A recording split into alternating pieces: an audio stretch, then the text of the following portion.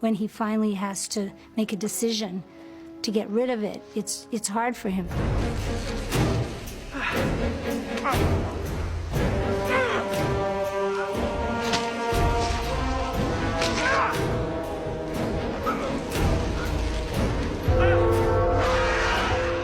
In the bell tower sequence, I think that it's a really critical story point, in that Peter's finally getting rid of his burden and getting rid of the goo, and it's being transferred to Eddie, who soaks it up. And when it's leaving Peter Parker and the bell's chiming, we wanted to show it in a weakened state, and it's shriveling and it's oozing away and slinking away.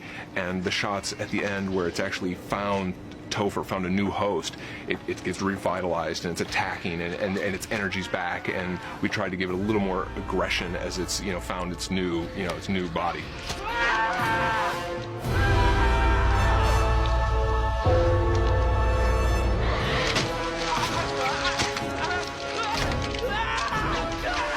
This is an example of some of what animation does and kind of how we get data from animation to effects. The different colors here help us identify which pieces go with which data sets, and then we can call out where we want to add more detail. We can call out where we want to add surface properties or whatnot.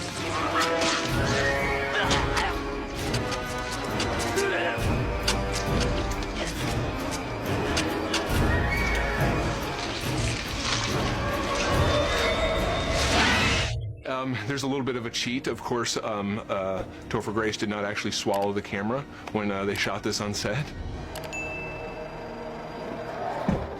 Filming the scene where this black tar-like goo was dripping all over me, and I had wires attached to my face that people on fishing poles were pulling up, and then people below me pulling my face down. I mean, when you see that I'm in pain, I mean, I'm like, not a lot of acting required that day. We had asked Topher Grace to come in and talk about the role, and he was what was written. I was so honored when I was called to just meet with them, let alone, I mean, it was a great day sitting in that office, and to have Sam Raimi tell me, I didn't know why he was telling me the whole plot of Spider-Man 3. He's going to jump in at some point and tell me why I was there. He's fun and scary, and he's just another great addition to the ensemble. The reason we go with Venom, because we show you what happens if the symbiote gets attached to someone that is truly evil, that doesn't have the character of Peter.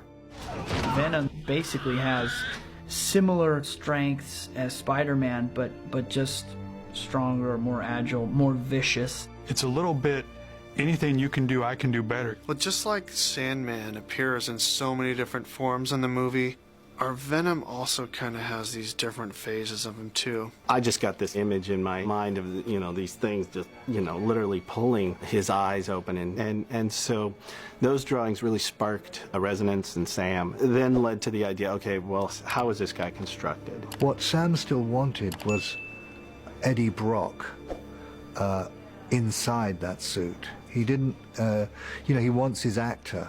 My specialty is to really ground a design or an illustration in something that could work in the real world. You have seams, you have things that need to be covered, and the webbing just kind of came out, and then it became this whole thing. Oh yeah, this could be, what if the webbing was very vicious? What if it looked like it was gripping him? What if you really felt the pain of this thing on him? It becomes very much almost an organic structural element within the suit. To get into, if I'm doing the makeup for Venom, it's about an hour to get into just the suit. He would first sit in the makeup chair and put on the appliance pieces onto his face.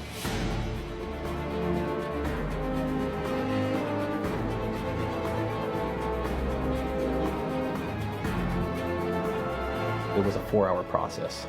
It's kind of a tough portal to go through, but once you're on the other side, you can really have a lot of fun. Oh, you're being filmed. That's why you're so charming. That's not, oh, please. I'm a very, no. I'm joking. I was even fixing his Venom. I was like makeup art, because we were high up, so I had to fix his little, whatever these things are called, the webbing that crawls up his neck. There's four versions. There's the makeup that Topher will wear, where you still see a lot of Topher for the dialogue scenes. There's a closed mouth Venom. There's an open mouth Venom, both of which are worn by stunt guys. There's also a CGI double too, for when, you know, it does something that no human can do. But to me, the best part of the whole experience was they were scanning my body and they said, you know, this will be great because we can use this for your action figure. And I went like, action figure? It hadn't even occurred to me. And then when we were doing the motion capture, you know, that took a good 2 hours to put 1,000 dots on my face. The scope in terms of visual effects with Venom, all spectacular. Never wound what you can't kill. By the very end, by the time that it's the final battle between Peter and Venom, he turns into what we've called comic book Venom, because it's based on the most like crazy designs you saw in the comic book, where everything is just alive and squirming around.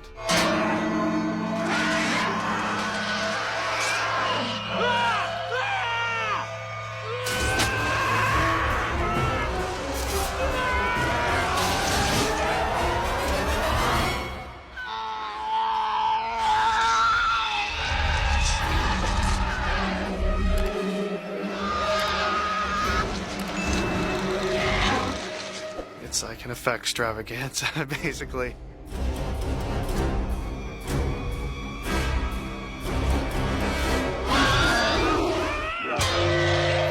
This black substance is really a metaphor for the darkness that comes over Peter's heart. All the darkness that's in all of us, I think that black suit really just brings that to the forefront. The person I really want to please is me, because I read these comic books. Venom is our interpretation of the comic book, and I think the fans will be happy.